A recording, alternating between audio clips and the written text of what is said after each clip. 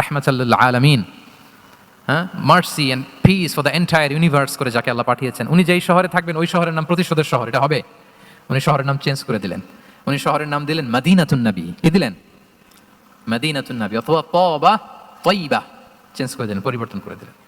এক এলাকায় যে বিষ্ণু ইসলাম দেখলেন যে গাছপালা হয় না, উনি বললেন মাসমু হাযিহিল আরদ, এই জায়গার নাম কি? সবাই বলে ইসমুহা গাদেরা। গাদেরা মানে হচ্ছে মাকান লা নাবাতা ফিহি ওয়ালা শাজার, এমন জায়গা যেখানে ঘাস লতাপাতা কিছুই জন্মায় না। রাসূল সাল্লাল্লাহু আলাইহি ওয়াসাল্লাম বললেন এই জন্যই তো ঘাস জন্মায় না, নাম তো রাখছো খুব বাজে একটা নাম। রাসূল সাল্লাল্লাহু আলাইহি ওয়াসাল্লাম বললেন আজ থেকে এলাকার নাম গাদেরা নয়, এলাকার নাম আজকে থেকে খাদেরা। কি নাম? খাদেরা মানে কি বলেন? সবুজ, গ্রিন, এভারগ্রিন, সবুজ শ্যামল।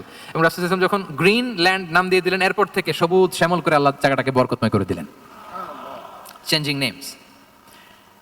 এক সুন্দরী নারীকে বললেন মাসমুকি, কি নাম? বলে আসিয়া।